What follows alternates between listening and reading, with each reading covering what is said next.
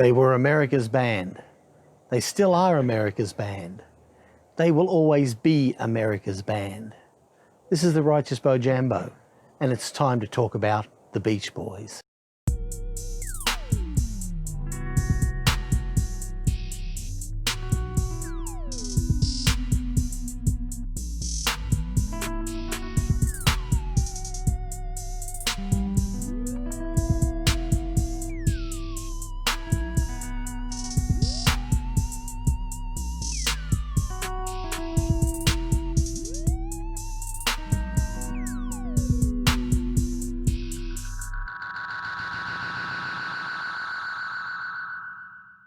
If Shakespeare were to write a play about a rock band, I have no doubt his subject would uncomfortably resemble the Beach Boys, and that the group's odious goblin-in-chief, Mike Love, would probably sue him for it.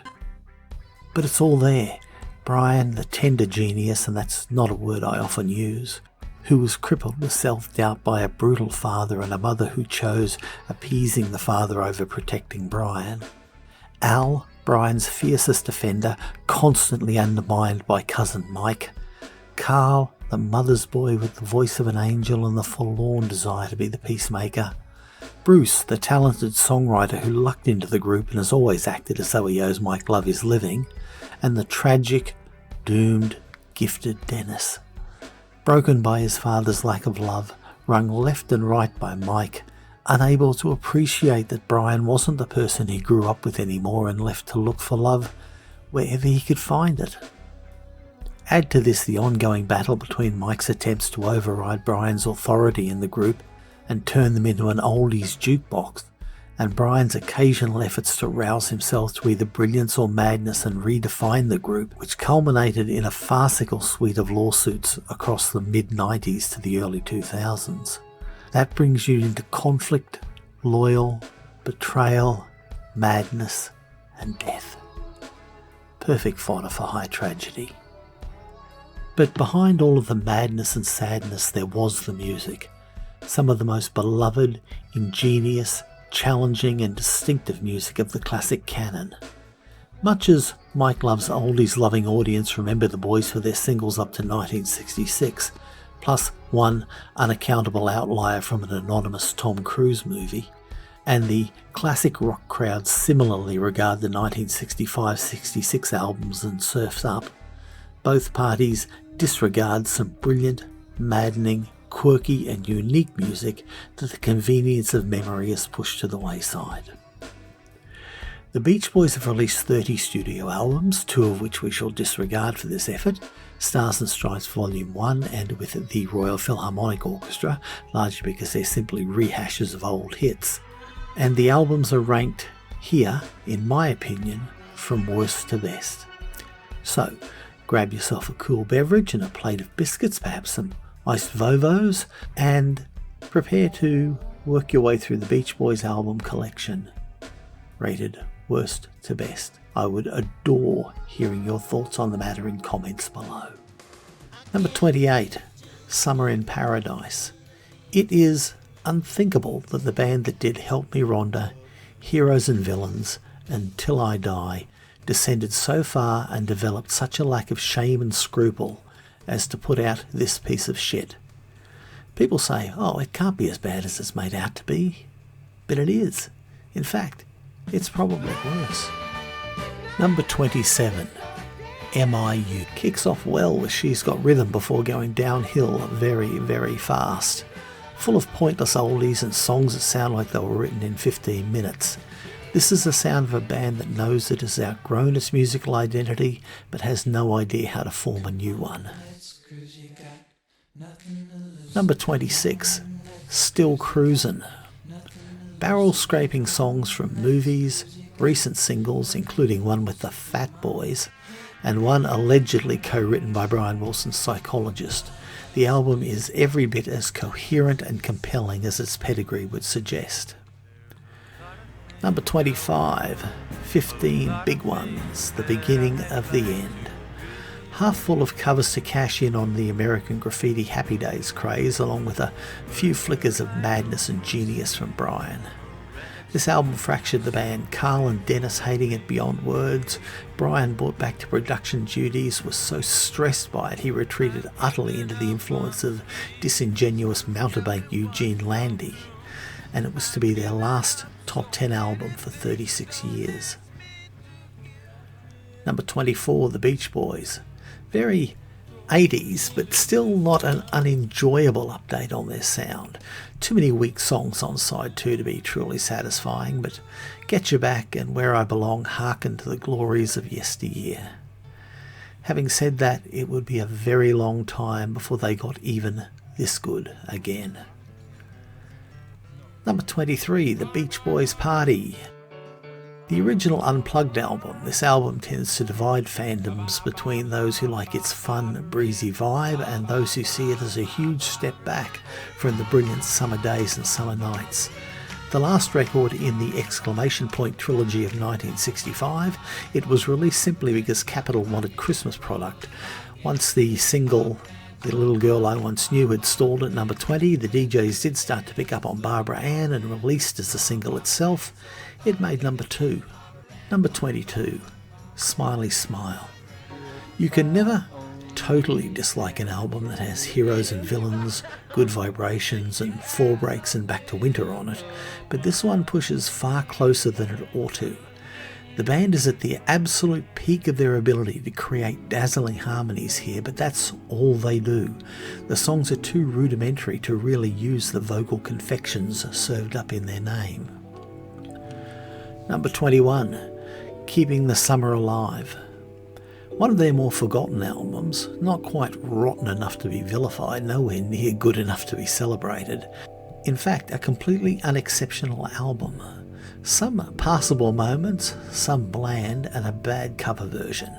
Not exactly terrible, but it was hard to see anyone in 1980 actually buying it. Number 20, LA, The Light Album. An album that I've always had a bit of a soft spot for.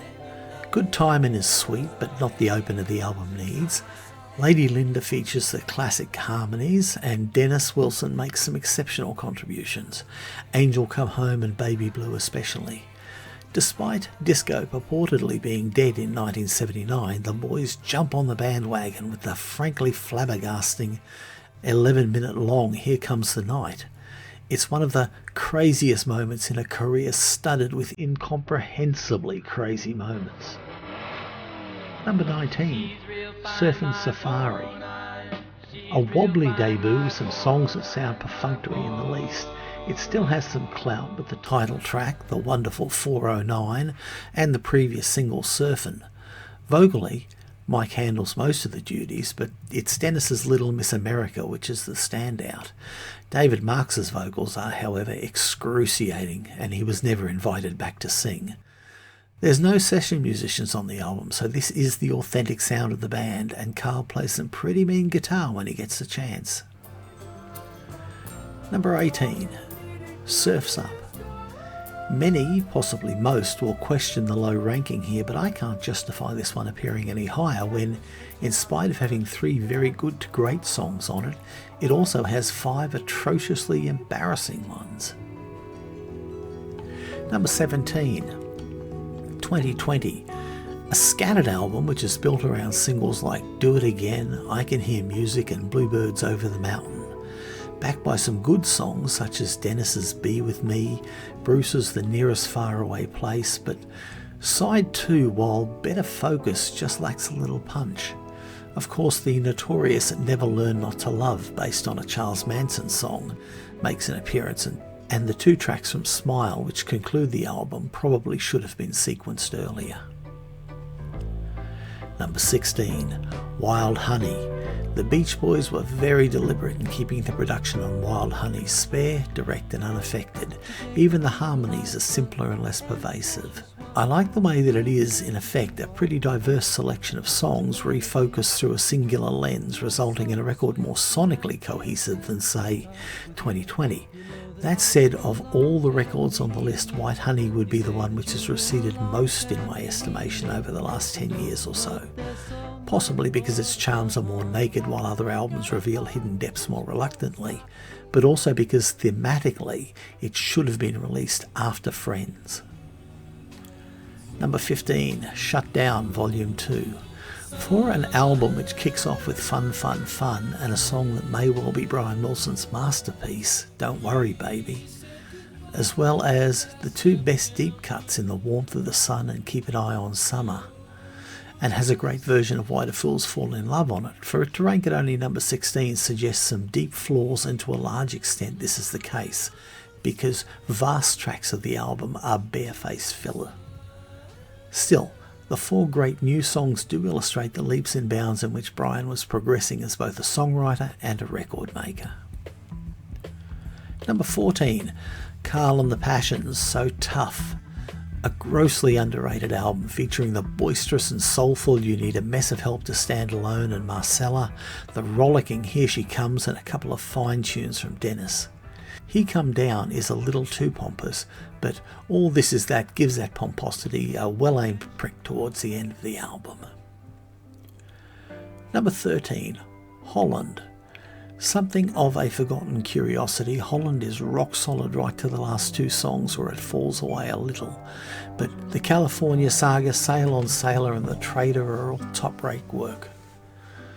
The bonus EP, Mount Vernon and Fairway, is Brian Wilson at the very fringes of his mind. Number 12, Surfin' USA. Basically a remake of the first album, except here Wilson has the reins and he knocked everything up to 11. The Wilson production techniques, double-tracked vocals, unusual instruments, over-busy bass lines are all present and correct, and a special credit to Frank DeVito for his turbocharged drums on the title track. Number 11, Little Deuce Coupe.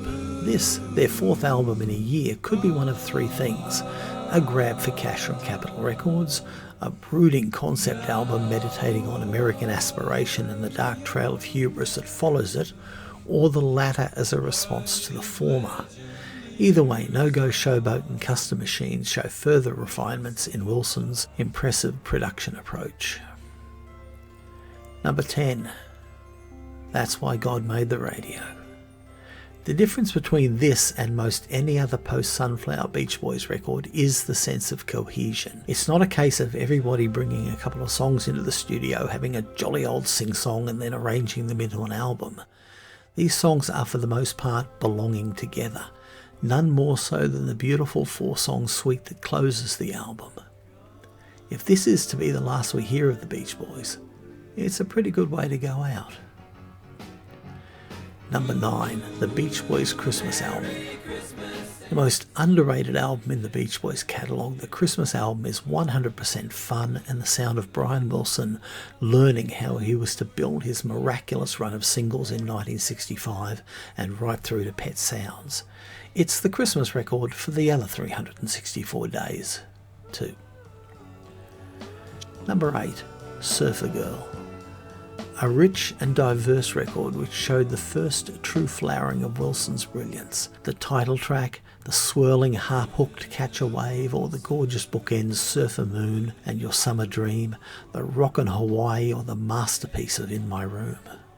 Though not often recognised as such, I would consider this to be one of the most influential and important records of the 1960s. Number 7, Sunflower. Initially notorious as the biggest flop the band had ever released, Sunflower has since and especially recently been recognised as perhaps the last great true Beach Boys album. Led by 3 great songs by Dennis and one admittedly sketchy one in Got to Know the Woman, there's also This Whole World, Cool Cool Water and the extraordinary All I Want to Do. Like all the great albums, Sunflower is a machine that exceeds the sum of its parts. Number 6, Friends. It would be much easier to curate this list if Friends had followed Smiley Smile and not Wild Honey, as Friends picks up where Smiley Smile left off, adding a fewer richer rhythmic details and some harmonic sophistication, while staying pretty much bare bones, making for a warm and happy album. There's not a hint of a hit single anywhere, but it's still the right shade of odd. Number 5, All Summer Long. which sees the Beach Boys strike back full force against Beatlemania. Wilson goes on the front foot with full-on Americana in the face of the pale, limey imitators and has the world swinging before London even got into the act. Released 3 days after A Hard Day's Night, it sounds back as a defiant and cocky "Is that the best you got?" to the whole British invasion. Number 4. The Beach Boys Love You.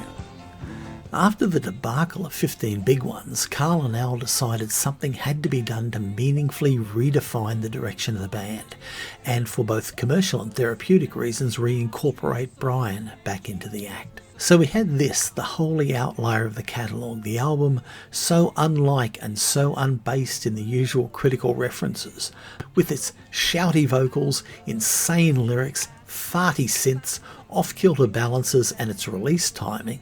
It's tempting to say that this was their response to punk, but none of them would have known what punk was. Number 3, Today.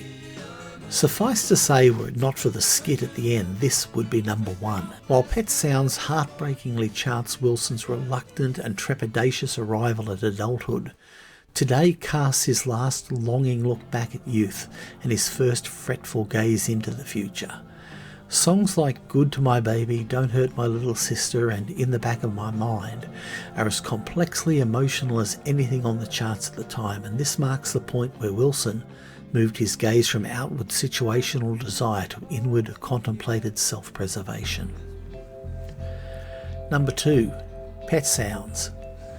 The album which sees Wilson both musically and in terms of his musical character arc at the end of his journey. The world he finds himself in is as uncertain as he imagined, not the bright, sunlight open spaces of all summer long, nor the occluded and fearful world of today. As he navigates it in song with hope and careful contemplation, before he finally achieves the catharsis he seeks in the cacophony at the end of the wistful Caroline No. He learns you can't hold on to the past and that the future is a train rushing by in only one direction. So why isn't it number 1? 3 words, Sloop John B. A song that would have made any other album of the era from any other act better. It just doesn't fit on Pet Sounds, and there's no way that it can be made to fit. Number 1, Summer Days and Summer Nights. Unhappy with the lower sales of Today, Capitol lent on to Wilson to produce more commercial music. On Summer Days and Summer Nights, he gives them their cake, but he eats it in a tour de force of rock and roll, meets Baroque pop, send-up of the former Sun and Surf music that Capitol wanted more of, a number 1 single, and perhaps the greatest piece of pop craftsmanship ever created in California Girls. Even I'm Bugged at My Old Man makes sense in the context of the record. It's the greatest pop album of the 1960s, and to degrade that by saying it somehow pales in comparison to the emerging rock albums is a niggardly and disingenuous critique. Guten Morgen, meine Freunde. I hope you found today's presentation to be interesting and that it piqued your curiosity. Ranking lists are always eminently disagreeable. Just watching that back, I've started to even disagree with myself and would switch Keeping the Summer Alive and the Beach Boys places. I mean, what's going on with that Keeping Summer Alive album cover? It's like they're inside a geodesic dome in the middle of the Arctic with a captive slave girl or something. I don't get it at all. I don't know what's going on. But I would value to hear your opinions on the matter, on what the Beach Boys mean to you and where you feel they fit in with the great pantheon of popular musical gods, or whether they belong there or not. I would like to hear it in comments below. So, until the next time we meet together in good fellowship, or until the nasty YouTube police shut our channel down, you'll never know where it's at until you know where you've been.